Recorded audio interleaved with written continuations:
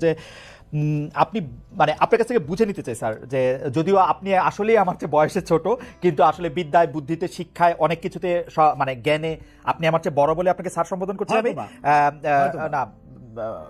আপনি আপনি বলেছেন যে মসজিদে গিয়ে নারীদের জন্য বা মহিলাদের জন্য জামাতে নামাজ আদায় করা মাকরু, কিন্তু আমি আপনার এই বক্তব্যটার পরিপ্রেক্ষিতে আমি দেখতে পাচ্ছি যে এটা তো বরং মাকরু নয়, কেউ কেউ এটাকে মুস্তাহাব বা এনকারেজ বলতে চান। অনেকে উদাহরণ দিচ্ছেন আয়েশা, যিনি প্রফেটের স্ত্রী ছিলেন, রাদিয়াল্লাহু আনহা, হ্যাঁ আয়েশা রাদিয়াল্লাহু আনহা, উনি ইমামতি করে মেয়েদের নামাজ পড়িয়েছেন, এবং যে জায়গায় আপনি এটা মুকরু বলছেন ওই জায়গায় কেউ মুস্তাহাব বলতে গিয়ে আপনার বক্তব্যের বিরোধিতা করছেন। এটা নিয়ে আপনি যদি আমাদের একটু বলেন। এটা আমি চ্যালেঞ্জ করছি, ওপেন চ্যালেঞ্জ। আম্মা জান আয়েশা রাদিয়াল্লাহু তাআলা আনহা কখনো ইমামতি করেননি, বরং জাকওয়ান ইমামতি করেছিল, পিছনে তিনি নামাজ পড়েছিলেন। সেটা ফরজ নামাজ ছিল না, তারাবিয়ার নামাজ। আপনাকে যে তথ্য দিয়েছে সে ভুল তথ্য দিয়েছে। ওকে, সেটা মেয়েদের নামাজ পড়াটা মুস্তাহাব কিনা। দ্বিতীয় হচ্ছে আল্লাহর হাবিব সাল্লাল্লাহু আলাইহি ওয়াসাল্লামের নূরের জামানায় মসজিদ নববীতে মহিলাদেরকে এলাও করা হতো, তারা নামাজে আসতেন। কিন্তু আল্লাহর হাবিব সাল্লাল্লাহু আলাইহি ওয়াসাল্লাম মহিলাদেরকে নিরুৎসাহিত করেছিলেন, নিষেধ করেন নাই। কারণ মহিলাদেরও দিন শেখা বাকি ছিল এবং আল্লাহর হাবিব সাল্লাল্লাহু আলাইহি ওয়াসাল্লামের কাছে ওহী আসতো, সেজন্য মহিলাদের নিষেধ করা হতো না, তারা মসজিদে আসতেন। হযরত ওমর রাদিয়াল্লাহু তাআলা আনহু তার খেলাফতের সময় বলেছেন মহিলাদের জন্য ঘরেই নামাজ পড়াটা উত্তম। তখন প্রচুর পরিমাণ সাহাবী উপস্থিত ছিলেন, তারা হযরত ওমরের এই কাজে কেউ বাধা দেননি। সেজন্য মহিলাদের মসজিদে আসাটা হারাম নয়, মাকরু বলা হয়েছে জামাতে আসা। কারণ আম্মাজান আয়েশা রাদিয়াল্লাহু তাআলা আনহা নিজেও বলেছিলেন যে বর্তমানে মানে ১৫০০ বছর আগেই আম্মাজান আয়েশা বলেছেন যে এখন মহিলাদের মসজিদে না আসাই উচিত ফিতনার এই সময়। তো ১৫০০ বছর আগে যদি ফিতনার আশঙ্কা করে আম্মাজান আয়েশা মসজিদ নববীতে মহিলাদের আসাটাকে নিরুৎসাহিত করে থাকেন, তাহলে হযরত ওমর রাদিয়াল্লাহু তাআলা আনহুর সিদ্ধান্তটা সঠিক ছিল। আর বর্তমান যুগে সেটা আমরাও নিরুৎসাহিত করি, এজন্যই মাকরু বলি। মাকরু মানে হারাম নয়, খুব কঠিনভাবে নিষিদ্ধ নয়, জাস্ট নিরুৎসাহিত করা।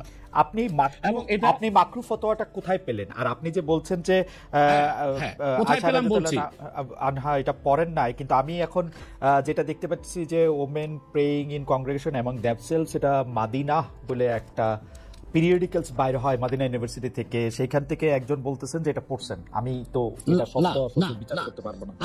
আয়েশা রাদিয়াল্লাহু তাআলা আনহা ইমামতি করেননি, তিনি জাকওয়ান ওনার খাদেমের পিছনে নামাজ পড়েছেন। ওকে, সেটা ফরজ নামাজ ছিল না, তারাবিহের নামাজ ছিল। জি, এটা বুখারী শরীফের হাদিস। আমাকে সময় দিলেন, বের করে দিব। আচ্ছা ঠিক আছে, আপনি কি এইটা একটু বলবেন যে মাকরুটা আপনি কোথায় পেলেন? এটা হানাফিদের সর্বসম্মত মত।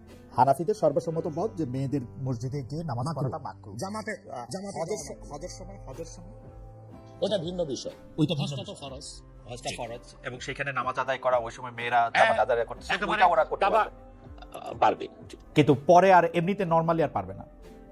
পারবে না মানে বললাম তো নিরুৎসাহিত করা হয়েছে, তারা ঘরে পড়বে, ঘরে পড়াটা। স্যার এটা যদি মাকরু হইতো তাহলে কি হজের সময় এটা পড়াটা জায়েজ থাকতো?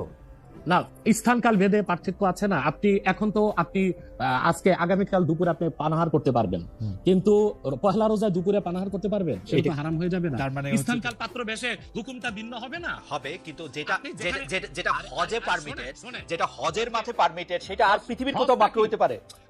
হজটা কি? হজটা হচ্ছে কাবাগরে যেতে হবে, পুরুষকেও যেতে হবে, মহিলাকেও যেতে হবে, কাবাগর একটাই, সেজন্য সেখানে সেটা ছাড় আছে। কিন্তু মসজিদ পৃথিবীতে একটা না, মহিলারা ঘরে নামাজ পড়তে পারবে। তারপর আমরা এটা বলে থাকি, যেমন কোন মহিলা ঢাকা গেল শপিং করার জন্য, এখন নামাজের সময় হলো, সে বাড়িতে আসতে নামাজ কাজা হয়ে যাবে, সে বাইতুল মুকাররম যে নামাজ পড়ে নেই, মহিলাদের জন্য যদি সুব্যবস্থা থেকে পড়তে পারবে। মাকরুটাকে আপনি খুব বড় করে দেখার প্রয়োজন নাই। এই যে আপনার মাথায় টুপি নাই, এটাও কিন্তু মাকরু স্যার, যেটা মাথায় বসাও মাকরু, রাইট। যেটা কিন্তু তাই বলে তো আপনাকে আমি গুনাহগার বলতে পারছি না, স্যার। আমি যেটা বলতে চাইতেছি, এমন কোন কাজ কি আছে যেটা কাবাগারে করা যায়, অন্য যে কোনো জায়গায় আরেকটা মাকরু হিসেবে বিবেচিত হবে? আর কোন কাজ কি এরকম আছে? বোঝার জন্য জানতে চাইতেছি স্যার। হ্যাঁ, বোঝার জন্য বলতেছি। যেমন কাবাগারে উপস্থিত হলে ওযু অবস্থায় যেতে হবে, অন্য কোনো জায়গায় গেলে ওযু অবস্থা লাগবে না। কেউ যদি হজ করতে ইহরাম ভাবে, স্ত্রীর সহবাস তার জন্য হারাম যতদিন কাবাগারে। যেটা কাবাগারে করা যায় সেটা অন্য কোথাও হারাম আছে কিনা? কাবাগর হ্যাঁ হারাম আছে, যেমন কাবাগর তোয়াফ করা হচ্ছে ফরজ, হজের একটা ফরজ, কিন্তু পৃথিবীর অন্য কোনো ঘর কোনো জায়গায় তোয়াফ করা যায় না, সেখানে যেটা যে অন্য জায়গায় যায় না। মানে যেহেতু কাবাগর তোয়াফ করা যায়, মানে কাবাগর শুধু তোয়াফের জায়গা, কাবাগর তোয়াফ করা ফরজ, কিন্তু পৃথিবীর অন্য কোনো মসজিদ বা আল্লাহর ওলির কোনো কবর বা মাজার তো তোয়াফ করা যাবে না, সেটা তো শিরক। আচ্ছা, তাহলে স্থানকাল পাত্র ভেদে এবং সময়ের ভিন্নতার কারণে হুকুম পরিবর্তন হয়। Okay. যেমন আমি আপনাকে একটা উদাহরণ দিয়েছি, আগামীকাল আপনাকে দুপুরে খেতে হবে, সেটা খাওয়া আপনার জন্য সওয়াবের কাজ। আল্লাহ বলেছেন কুলু ওয়াশরাবু, খাও পান করো, কিন্তু ঠিক পয়লা রোজার দিন দুপুরে আপনি খেতে পারবেন না, সেটা হারাম। অথবা মাকরুর বিষয়টাও স্থানকাল পাত্র ভেদে তো পরিবর্তন হবে। লাস্ট কোশ্চেন এই সিরিজে জাস্ট বোঝার জন্য, আমাদের অনেক দর্শক জানাচ্ছেন যে সৌদি আরব সহ ইসলামী বিশ্বের অনেক দুনিয়ায় মেয়েদের জামাতে নামাজ পড়ার ব্যবস্থা মসজিদে আছে, তাহলে সেই ব্যাপারটা কি মাকরুহ কিনা এবং তাদের শরিয়া বোর্ড সেইটাকে আসলে পরীক্ষা করছে কিনা? আবার বলেন তো প্রশ্নটা। এমন অনেক মুসলিম দেশ আছে সৌদি আরব সহ, আরব দেশ সহ, যেখানে জামাতে মেয়েদের নামাজ পড়ার ব্যবস্থা আছে, বিশেষ করে রমজানের সময় তো তারাবির নামাজের ক্ষেত্রে মেয়েরা অনেকেই যান, তো সেই ক্ষেত্রে তারা এই মাকরুর ব্যাপারটা অবগত কিনা, তাদের শরিয়া ব্যাপারটার দিকে নজর আছে কিনা? আপনি হয়তো ভুলে গেছেন আমার উত্তরটা। হানাফি মাযহাব মতে মাকরু, আমরা যেহেতু মাযহাব হানাফি মানি এই জন্য মাকরু, কিন্তু সৌদি আরবে হানাফি মাযহাব না, হাম্বলি মাযহাব, সেখানে মাকরু না। আচ্ছা।